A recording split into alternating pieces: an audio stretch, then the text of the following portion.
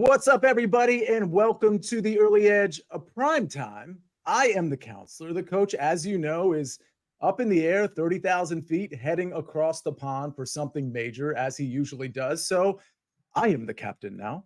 But listen, let's not talk about coach. Let's not talk about me. Let's talk about this Broncos-Chiefs game. The only way we can do that is to bring in the stars of the show. And here they are. And I got to say, I am so intrigued by this game because there's so many different things going on. We'll talk about it as this show goes. Before we even got started, we were talking about the wind and the weather, division matchup, how the Broncos like to start. We've got Proppy, we've got EC, we've got AB, and of course, we've got Coach Phil. I gotta go to you first, right? Because again, we were talking so much about so many of the different things that really make this game kind of hard to predict in my estimation. But there's certain keys to the game that you do that can kind of clear things up a little bit. Give us the 4 keys to the game. Sure, I will do that right now. What is going on?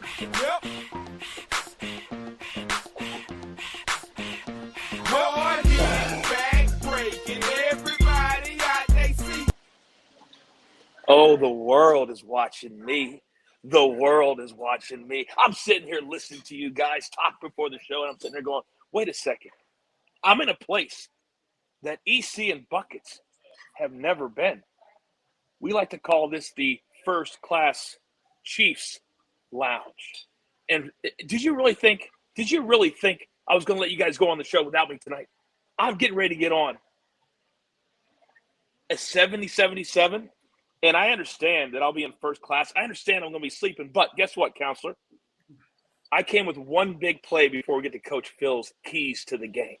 And tonight, I heard Proppy talking about the under. The under's not going to come in tonight. We're going over, big boy. We're going over. So I'm playing Russell Wilson over 219.5 minus 104. And I just want to send you guys all the best wishes in the world. And just understand, I'm taking the early edge worldwide. I'll see you on pay-per-view Saturday night. But I don't want to waste any more time. Coach Phil, I'm out. Keys to the game. Let's go. All right. Wow, Coach. Good to see him. Good to see what a jet setter. All right, so just getting into this game right off the bat. Denver's 1-4. They're traveling to Arrowhead. The Chiefs are 4-1. All right, so the Denver's keys to the game, they have to block out the noise. You see Frank Clark is a healthy scratch again today. They just traded Randy Gregory. So, you know, some of the other veterans are thinking, could I be next? So just trying to quiet that noise and go out there and execute and play football. They have started fast. They've scored 27 points on their 5 possessions to open games already. So they are a team that likes to get out there, and they're playing a little bit better football offensively than they did a year ago. The second will be for that defense to stop the run. All right, expect windy conditions, 15 to 20 mile an hour winds. So if it's gusting, it will affect the pass game. If it's consistent, it only affect half of the game. So expect more carries for the backs. They have to. They're averaging 187 yards per game, and that you just cannot win in the NFL unless you stop the run, and that's just too much. That's 32nd in the league. Switching over to Kansas City. All right, one thing I would challenge them to do would be to play turnover free. You know, Kansas City has a little bit of a pattern of playing with their food. You know, the New York Jets game, right? The Minnesota Vikings. You know, they can get a little careless, and then also when you're up by 7 points, 10 points, 11 points, all you see Patrick trying to make that dagger completion, and he puts the ball in jeopardy. And the ball, you've seen it turned over, tipped up in the air. The team goes down and scores, and now you have a football game. So just some things to watch as we progress. The second thing is we got a young running back right now in Kansas City that's coming on. Isaiah Pacheco is playing some good football. Who doesn't love this guy's running style? He's running downhill. He's aggressive. He almost looks like Marion Barber. And enjoy these young running backs while they're young and fresh and rolling. We see what happened to Nick Chubb. We see what happened to other backs. This guy is on the arrow up. He's an ascending player, and I'm excited to see him. He scored his touchdown in three straight games, and he's exciting to watch, and I'm excited to watch him tonight. I love that. I love all of that. And frankly, one thing that you said really plays into my first play. But before I even get there, AB, I'm looking at the graphics down low in the bottom third, if you will. And obviously this whole show, the odds are powered by BetMGM. But AB, this is such a good job here. We see the money line. We see the total. We see the spread. I got to ask you, man, you're doing all the hard work. Are you tired? How you doing? Man, I'm doing great after that. Dude, we went straight from you to Coach cutting a promo in the airport, and then we've got Coach Phil breaking it down. Dude, fantastic, man. I love it. Love it. EC, I got to go to you before I give out the first play today, which is going to be my play. Coach isn't here, so you're probably, I say probably, not going to get quite as much ridicule. How you feeling? Are you feeling a little looser because of that? Oh, you know what? I'm as relaxed as can be, counselor. It's going to be a good show. Already's off to an interesting start. When I heard that music come in, I was like, is my computer backfiring? Is something broken? It's not generally my genre of music that it's in my Spotify. Nonetheless, it's always fun to be on with you guys. There's always some interesting stuff, right, Proppy, in people's Spotify that they might not want to admit. Maybe a little Geppetto. How you doing, buddy? What's up, cousin? See ya. I'd love to know what's in EC's Spotify, so maybe one day we can have EC You submit a won't playlist. like it, Proppy. You won't like it's 90s rock. I'm boring. You don't need. Yeah, no. That I mean, sounds look, fantastic. that was Coach's official theme, right? Like you got to add it in to the Spotify now. Absolutely love it. Well, listen, let me kick this off, okay? Because Coach Phil said something I think that's really important in terms of fast starts. And this is sort of why I faded the Packers just a few days ago when they played the Raiders. If you recall, I had that Raiders first half money line, and it was because the Packers got off to such slow starts. Now, you could say the same about the Kansas City Chiefs to some degree, at least as it relates to the Kansas City Chiefs from the past. But what I really like about Denver is when they come out with their scripted plays. Listen, we know the Chiefs have their scripted plays too, but Denver's really pouncing early in games. I know they typically get blown out, but a lot of times they're putting points on the board really early. And anytime I see a first quarter line that is 3.5, I mean, these lines are usually -0.5, +0.5. Anytime I see one that's +3.5, I have to take a really hard look at it. So as much as I hate the Denver defense specifically, as much as I realize that Kansas City can put a touchdown up early, I also think that Denver can put a touchdown up early. I also think that Denver can put a field goal up early. And 3.5 is just too much. I know it's an uncomfortable bet, but good news. It's only going to be uncomfortable for one quarter. So give me the Broncos first quarter +3.5 at BetMGM. This is -120. Listen, I think this is the play for me. I didn't want to take the side. I wasn't comfortable with the 10.5 or 11. I wasn't comfortable with the total, especially when you incorporate the potential weather issues. So this is going to be my play. And Proppy, let me kick it to you because I know you have plays that you've already put on SportsLine. For those that are in the chat that might not be privy to those plays because they're not SportsLine members, if that's the case, shame on you. What are you doing? But maybe you can indulge the few people out there that aren't already SportsLine members. Yeah, absolutely. See, starting with Javonte Williams, gave him out under 41.5 rushing yards. I believe the numbers now trickled down to 35.5, 34.5 on some books. I'd skip it at 35, unfortunately, but I just think this is a good spot to fade Javonte.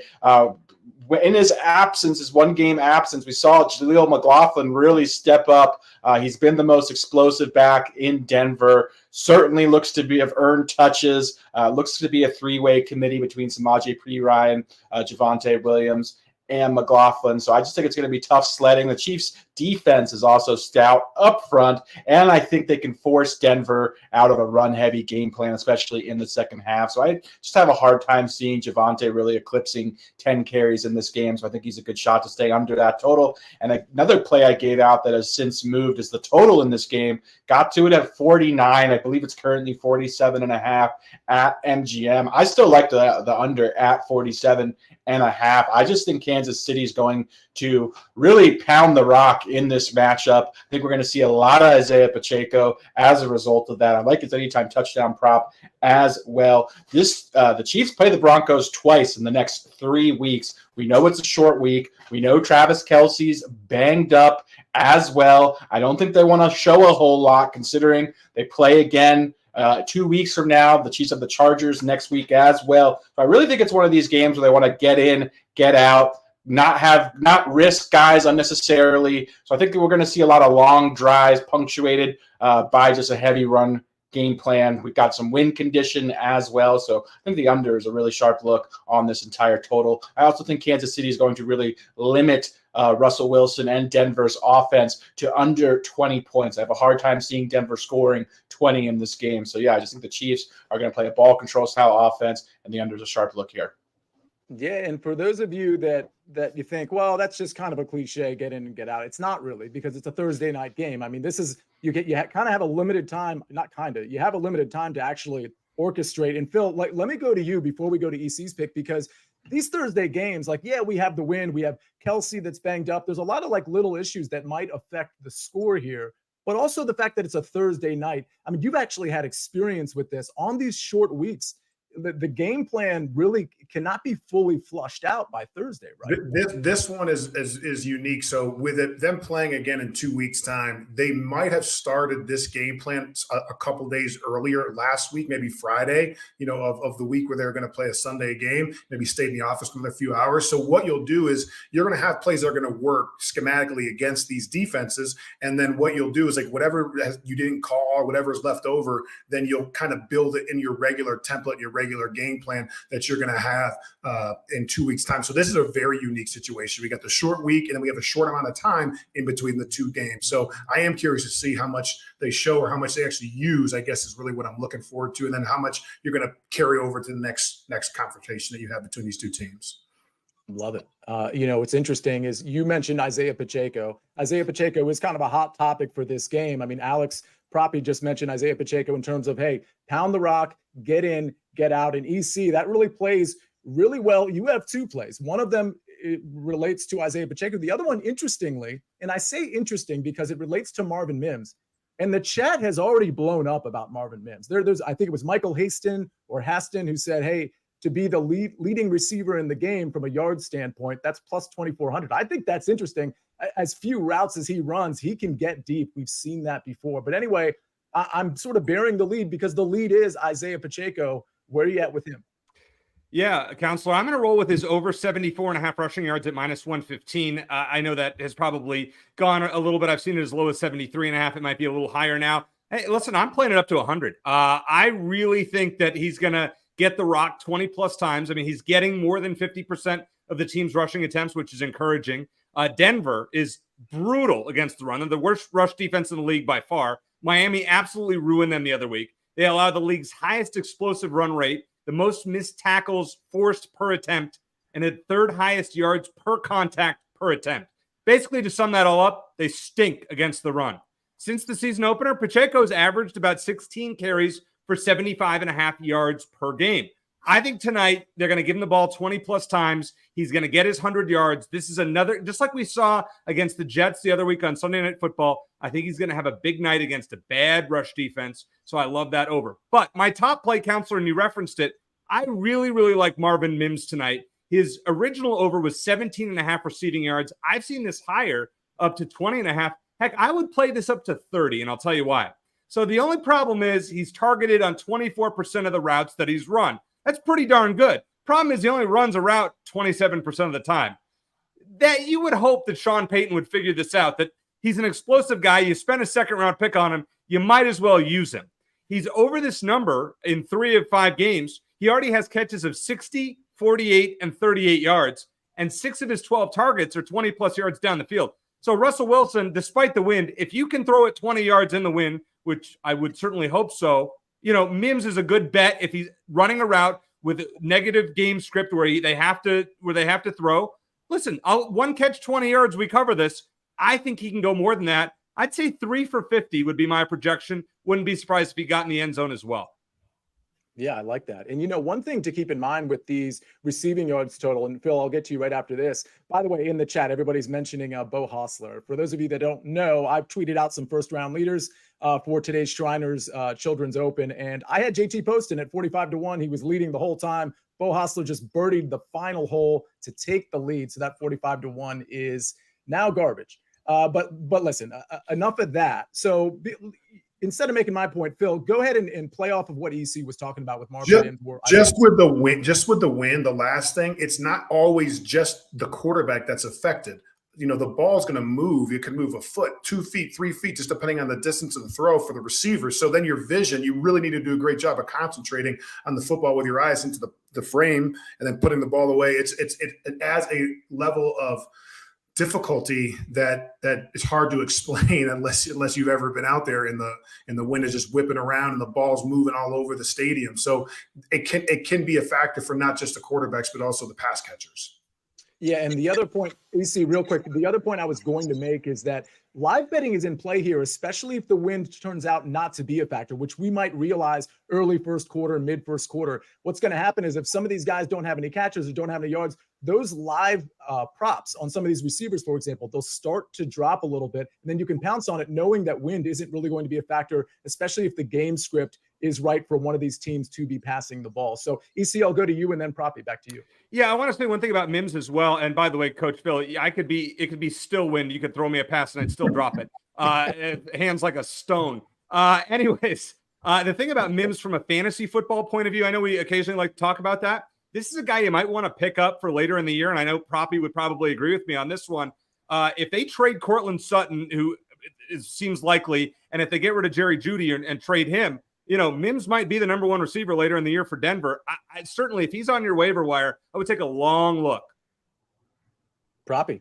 Yeah, I think you can make an argument right now that Marvin Mims is the most talented receiver on Denver, and it's only a matter of time until his role expands in the offense. One caveat being he's obviously not playing a lot, 15 snaps last week. You'd like to see a bigger role in this offense, so that's concerning. But, yeah, long-term, extremely bullish on him. One thing I'd pay attention to as far as live betting is concerned is see if he's out there on the first two drives. That'll be a really significant indication if his role is going to expand tonight.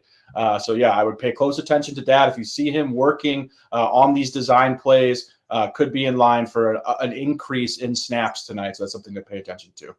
Yeah, and AB, we're going to go to you because I think everybody watching knows what we're about to do next. But I'll say this, it makes a lot of sense. What Proppy just said is so important for you to be paying attention to, because it makes sense for Mims to start getting more snaps. And it's really because Jeudy, he's really the guy that seems to be the trade talk candidate, which I don't know if that means less snaps for Jerry Jeudy necessarily, but it certainly could. And that might mean more snaps for Marvin Mims. Not that they play the same position, but you want more of your receivers on the field that you're going to be riding with for the balance of the season. All right. Real quick, I just wanted to point out Brandon Johnson, I believe, has played over 50% of the snaps over the course of the last couple of games. So certainly I don't even think it would necessarily even impact Sutton and Jeudy for Mims to play more. I think it would be at Johnson's expense. Absolutely. All right, AB, you know what time it is. It's no fly zone time, but you're not going to bring it with just the no fly zone. You've got some picks too. So AB, the floor is finally yours. My man, I appreciate that. All right, let's take a look at Patrick Mahomes first, okay? Now, if anybody is brand new to the no-fly zone, what you see, top left is the Broncos secondary defensive completion percentage rankings across the NFL. Bottom left, you'll see Patrick Mahomes and his interception splits. And then top right, really the entire right, is just Patrick Mahomes, right? You see his grid there in terms of passing, and you see passer rating 96, completion percentage almost 67%, 1,200 yards, 10 touchdowns, 4 interceptions, all right? Pretty standard Patrick Mahomes here, right? Nothing really that you're going to complain about. Interception splits here. 75% of them come when they are ahead, surprising enough. But as the run game gets better, and as Coach Phil mentioned in regards to guys like Isaiah Pacheco, that number will come down because they will be more efficient in the run game. Also, 100% of Patrick Mahomes' interceptions this year have come between his own 21 to 50-yard line. So, to be honest, I mean, Mahomes, they can turn the ball over, but I don't know if tonight's going to be the night to do it. If they do, it'll probably be deep left because they got some pressure on Mahomes and forced him to throw across his body. Now, let's take a look at Russell Wilson because he's going to surprise you a little bit. All right, we look at the Broncos, not really that good of a team at all. However, look at Russ's numbers. His passer rating, better than Mahomes. His completion percentage, a little bit better than Mahomes. Yards, a little less than Mahomes. 11 touchdown passes to only 2 interceptions. Russell Wilson is playing better football than he gets credit for. The problem is that the Broncos defense is atrocious, specifically the run defense, and it affects the pass defense because they basically get put on an island. Now, if you look at Russell Wilson's interception splits, 100% of them in the third quarter, 100% of them on his side of the field. Generally, that's what happens when you have a team that is playing from behind, coming out of halftime, looking to be aggressive, which is Russell Wilson, which is Sean Payton, right? So that's where you see this come from. Now, where he's going to get in trouble is that Kansas City does have an elite pass rush. And you see anywhere across the middle of the field When Russ is trying to move out of the pocket, trouble. Deep left, trouble, because he's likely on the move, throwing it across his body, and something that wasn't really necessarily designed in the play call. So let me bring myself back up here, and I will give my picks. I've got 4 of them for you, and they're a little bit different than what we normally play. First, Chiefs total touchdowns, over 3.5, minus 110. Think Kansas City is going to have success tonight. Number 2, Russell Wilson, over half an interception, minus 115. Now, normally we play total turnovers, over 2.5. The problem, and what scares me, and not that this can't come in, but the problem is that these two offenses, when they do get rolling, they can hold the ball for a while, a long while, especially if Kansas City is running the football, and that just limits our opportunities. So I don't want to play over 2.5. Again, if you do, I'm not against it, but I'm just going to go right to Russell Wilson. I think he's got the best shot to throw a pick.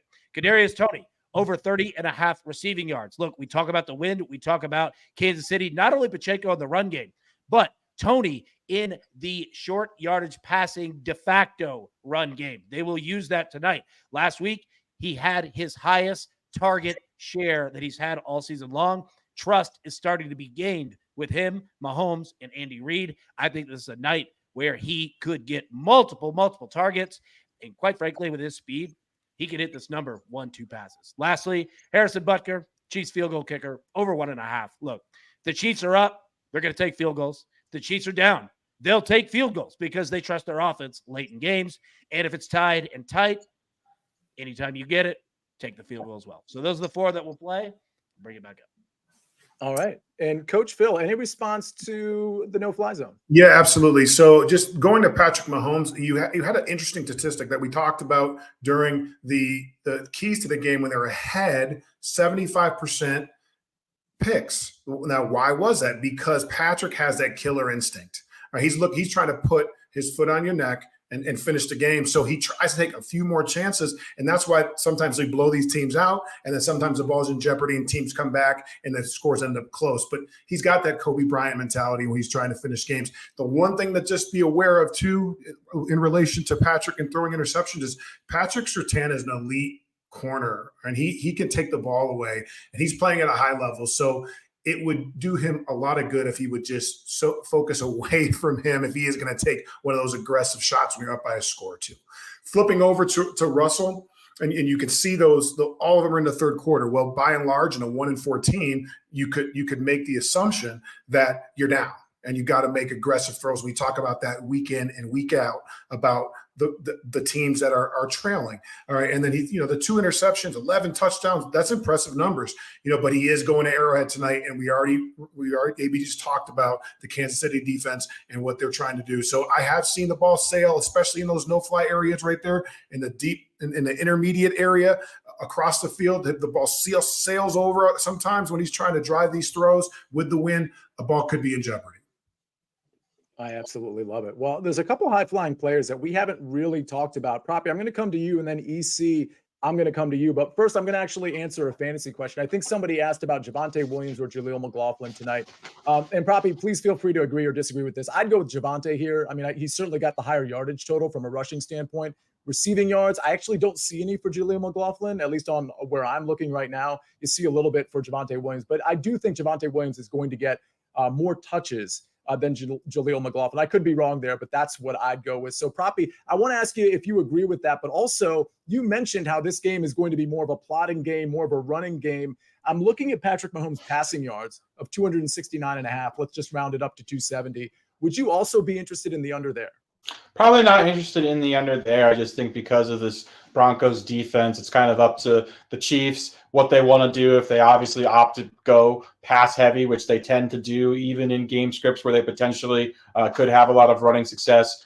They're as pass heavy as any team in football. So just not comfortable fading it enough from like a game script perspective, just knowing this Chiefs offense and their ability to move the ball down the field. Plus this Broncos defense, it's kind of pick your poison against them. They're terrible versus the pass. They're terrible versus the run. I do think they'll run quite a bit more than pass, but yeah, it's just they're going to be able to move the ball regardless regardless. So not really comfortable fading any Chiefs players here. As far as the running back situation is concerned, I would lean more towards Javonte having a higher usage here. I still think he'll be the lead back. I do think obviously McLaughlin will mix in as well. We'll see Samaje Perine on third down and obvious passing down situations. But yeah, I just don't think there's going to be a lot of rushing volume, especially if they're playing catch up against this Chiefs offense. But I do think Javonte should have the lion's share of the carries.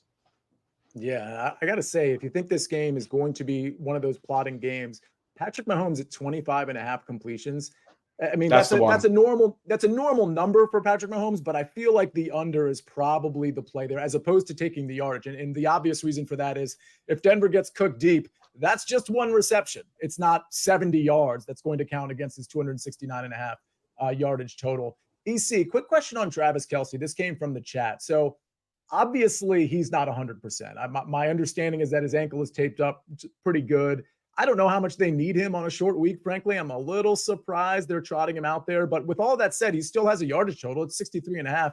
Would you kind of play the injury game and say, hey, I'm going to take the under here? And the sort of corollary to that is Noah Gray is the backup tight end. He's sometimes on the field with Travis Kelce. He's sitting at 14.5. I kind of like the over for Noah Gray, and I'd probably be a stay away for Travis Kelce. Any thoughts on either of those tight ends for the Chiefs? Yeah, Counselor, I actually agree with you. I think that's a great take. I would probably go over on Noah Gray. I think that makes a lot of sense considering he should see a higher snap count tonight. As far as Kelce goes, I just wouldn't play it. I mean, he could have one big catch and that's, get a 50-yard catch and then two more small ones and you lose if you bet the under.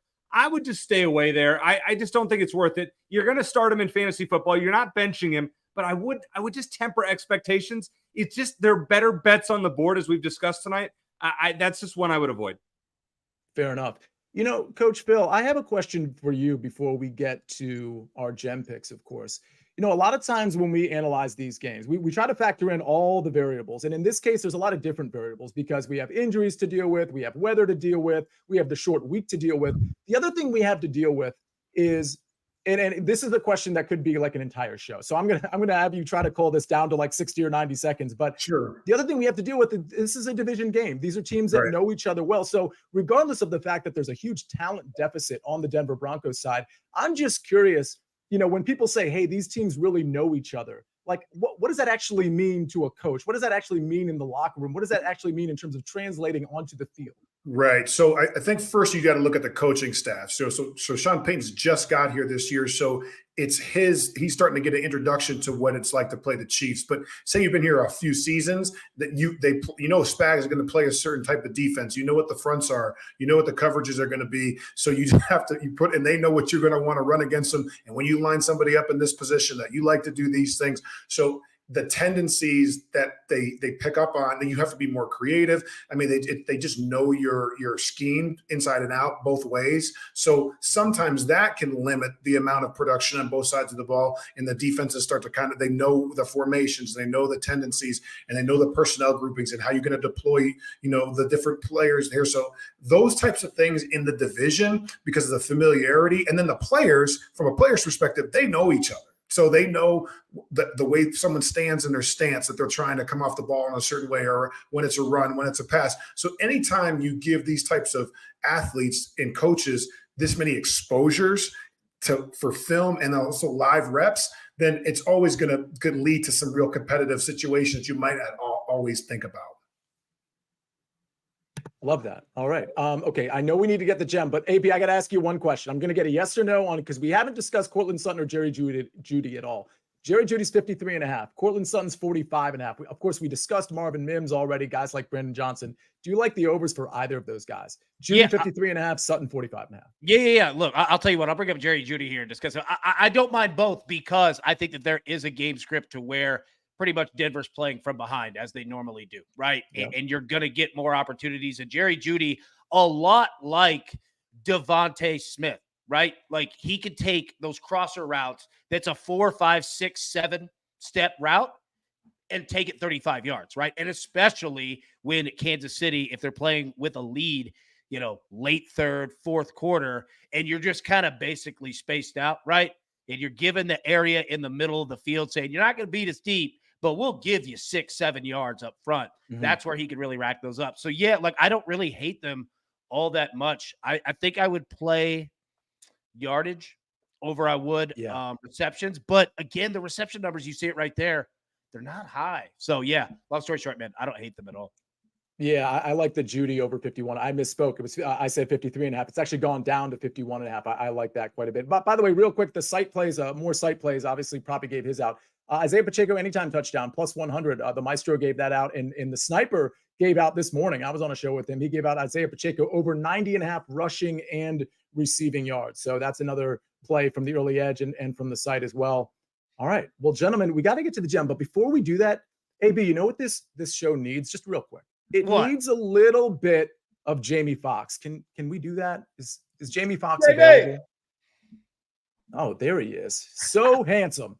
Jamie Foxx is right there. New Bet MGM customers can sign up today and get $200 in bonus bets. Just place your first wager of at least $10 and you will receive $200 instantly in bonus bets, regardless of your wager's outcome. With the bonus code EDGE200. Again, the bonus code there is EDGE200. And I think it's time, ladies and gentlemen, it's time to talk gems. I say gems in a plural fashion because one of us actually has more than one gem. And so I'll go ahead and start. I'm going like super contrarian here. Obviously, I have the Denver Broncos first quarter plus 3.5, which, again, a very uncomfortable bet for me.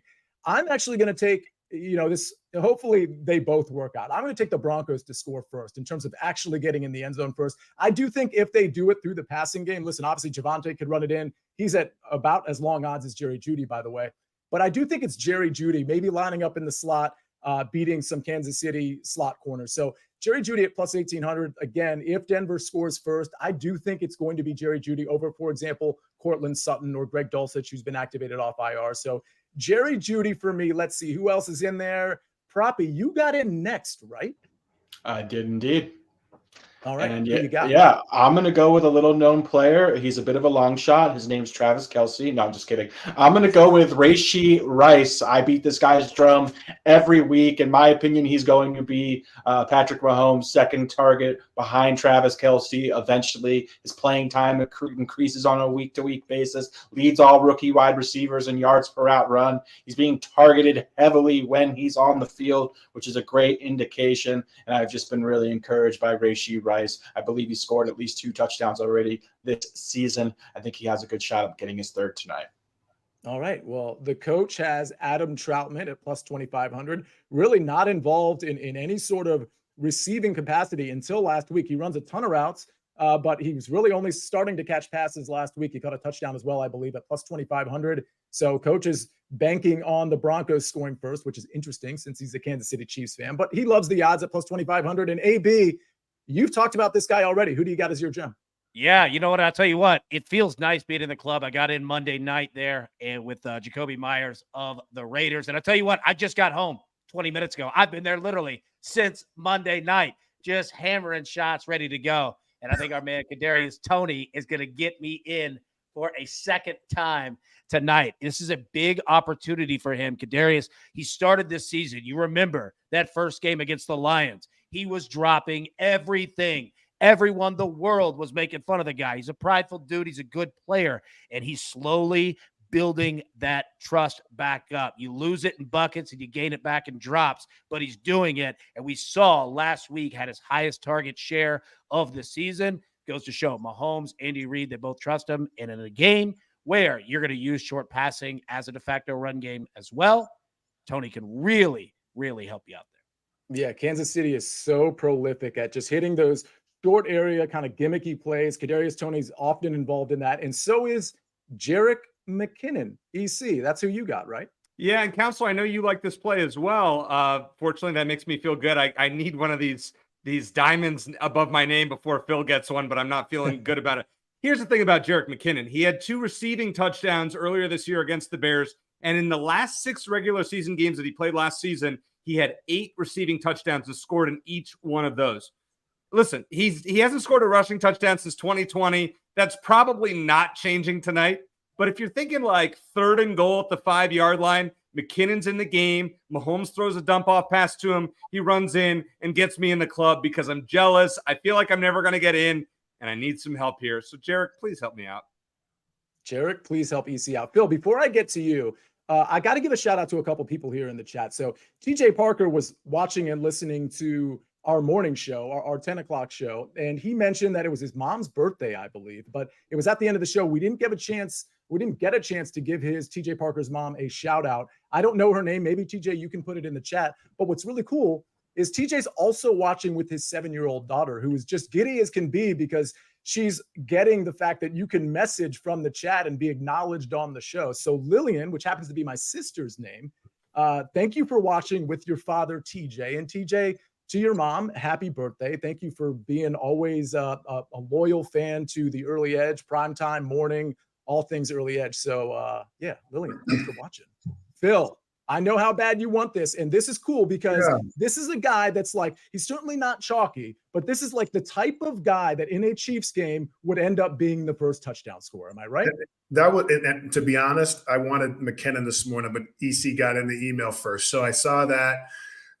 He's pretty fast to put McKinnon, so that was good. So I went with Noah Gray just with the thought process being, all right, Travis Kelce's going to be limited. So if they're in 12 personnel, which they like to be, which is 2 tight ends, maybe Gray's going to be more focal, much more of a focal point. In the 11 personnel stuff, when they're sitting there, when the 2 guys are, maybe he'll come off the field, Travis Kelce that being, and then Noah Gray gets the opportunities and the targets. So, EC, a guy like this, has got the functional movement skills of a cadaver. I cannot allow him to get in the club before me. So please, no. A little bit better than a cadaver, Coach Phil, but not much. Yeah, I mean, it's close. You look like one of those skeletons that we just hung up out in the front. All right, everybody. So that's hilarious, by the way. TJ Parker's mom is named, I hope I'm pronouncing this right, Thomasina. Happy birthday, Thomasina. Let's go over our picks here, and because we got to get out of here. This game starts in 7 minutes. I'll start with mine. Mine is the Broncos first quarter plus 3.5. We're going to know if we catch this one pretty much right away.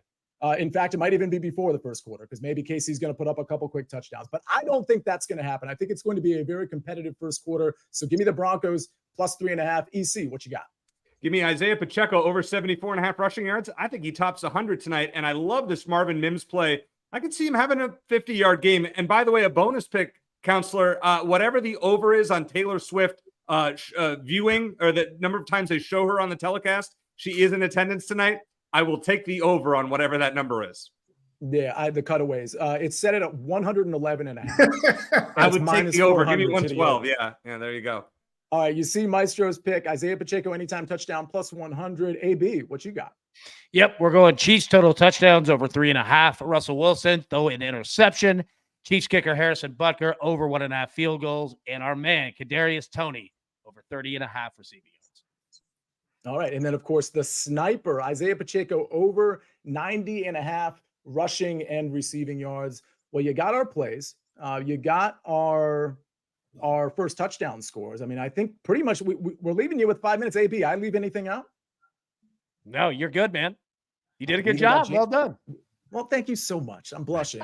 All right. Well, ladies and gentlemen, we even got Jamie Foxx involved. I guess that's going to do it. I guess that's all the damage we can do. Hopefully, the Denver Broncos are going to be doing damage at least in the first quarter of this Kansas City Denver game. I'm really excited to watch it, as I'm really excited to watch all of these primetime games, all of these football games. But I got to say, for Proppy, for the coach, for AB, for Coach Phil, for EC, that's all the damage we can do. You've got your marching orders, or what I really mean is you've got your marching orders. Let's take all of these tickets straight. It's over here to the pay window. For everyone that I just mentioned, my name is C. Najad, otherwise known as the Counselor. This is Early Edge Primetime, and we rest our case.